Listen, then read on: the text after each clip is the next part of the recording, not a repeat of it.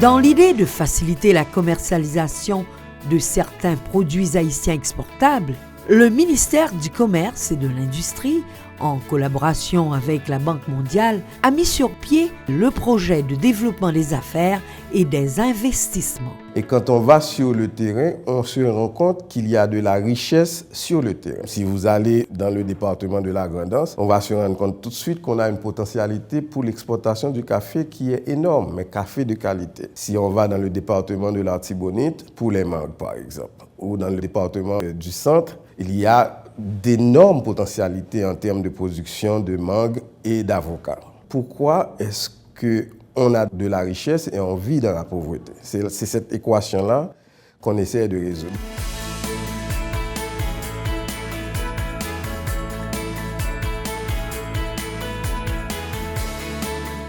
Donc, il y a un accord de don signé entre le gouvernement d'Haïti, représenté par le ministère de l'Économie et des Finances et la Banque mondiale.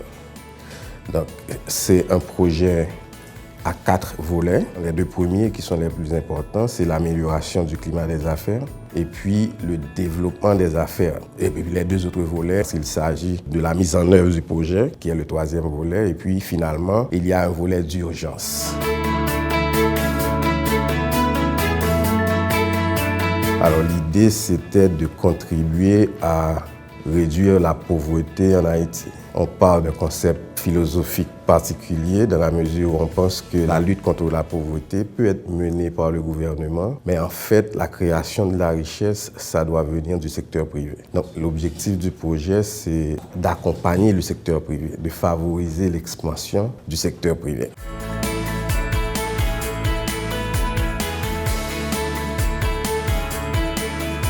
Le volet le plus important, c'est l'amélioration du climat des affaires. Et là, on conçoit un certain nombre de projets de loi pour clarifier les règles du jeu en termes d'investissement. On travaille avec plusieurs partenaires, par exemple le Centre de facilitation des investissements, la DGI, la Direction générale des impôts, pour mettre en place un registre électronique de sûreté. La première chose, il faut que ce système soit intégré au reste de l'écosystème technologique de la DGI et ensuite capable d'être flexible et attrayant pour le contribuable. Avec ce nouveau système, le contribuable aura un portail en ligne qui lui permettra de faire certaines transactions directement là où il se trouve et je pense que ça va aider beaucoup vraiment à favoriser l'utilisation du registre. Les gens voient toujours la DGI comme une direction de perception. Dès qu'on parle de DGI, on parle de soutirer de l'argent des mains des citoyens. Or, la direction du registre des sûretés mobilières est toute une autre facette de la DGI. Ça vous aide plus ou moins à avoir la sûreté mobilière pour avoir accès au crédit. En gros, ce n'est pas nous qui donnons le crédit, on joue un rôle d'arbitre entre le créancier et le débiteur. Mais la personne garde ses biens et les gère en bon père de famille en ayant son argent en main. Ça facilitera tout le monde à avoir un crédit, n'importe qui, pas seulement vraiment les gens qui ont de grands moyens, la classe moyenne ou la bourgeoisie, mais tout un chacun. Le microcrédit aussi peut intégrer tout ça, d'où la nécessité d'électroniser le registre parce que tout le monde peut aller en chercher ce dont il a besoin. Il y a aussi toujours sur l'amélioration de l'environnement des affaires, il y a aussi une collaboration avec la Chambre de conciliation et d'arbitrage d'Haïti, qui est un autre partenaire du projet. Et là, l'idée, c'est de permettre de résoudre les litiges commerciaux en dehors du système étatique des tribunaux. C'est important pour un entrepreneur ou un investisseur qui investit en Haïti et qui sait qu'il existe une chambre de conciliation et d'arbitrage. L'arbitrage et la médiation, et je dirais, ne donnent pas lieu aux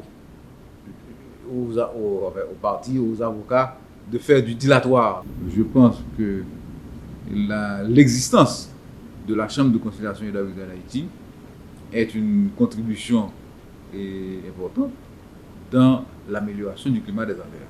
Pour arriver à une bonne distribution, le projet offre l'assistance à la logistique et le produit arrive au consommateur final dans les meilleures conditions.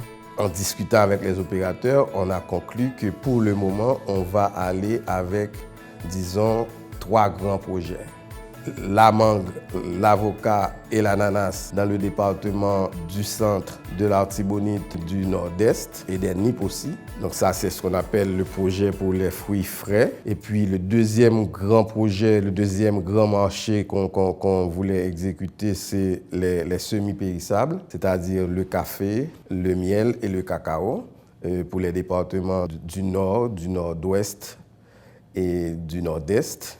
Et puis, le textile pour le département du centre. Mais le textile, vraiment pas le textile à grand volume comme on le fait, disons, au parc industriel. C'est un textile à petit volume, mais avec de grandes marges. C'est la mode rapide. La réalisation de ces opérations nécessite un support technique de haut niveau qui apportera une solution novatrice aux acteurs. On a déterminé un autre marché, c'est la solution blockchain. Une solution électronique qui nous permet de faire toutes ces opérations de traçabilité, de financement, d'audit et de paiement en toute sécurité, en toute rapidité et surtout en toute transparence.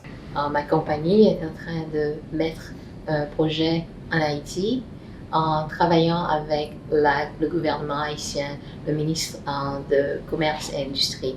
C'est un projet qui a été mis sur la Banque mondiale pour l'idée de travailler avec les fermiers. Vous tous savez qu'en Haïti, on a des produits comme la mangue, l'avocat et le café et le cacao qui sont réputés dans le monde entier. Soit là, on peut être sûr, utilisant la technologie, de donner la possibilité aux fermiers de participer comme il faut. Nous voulons établir des contacts directement entre le producteur et le consommateur final.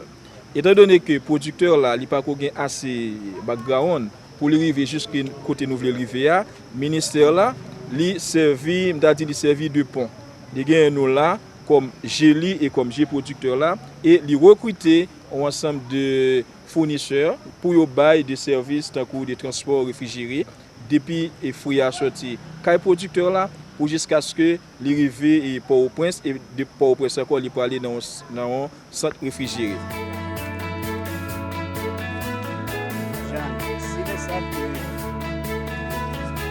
Nous avons fait un inventaire de ce qui existe et nous avons regardé plusieurs produits en dehors des fruits dans le but de promouvoir et de développer les investissements productifs durables, porteurs de revenus pour les petits producteurs.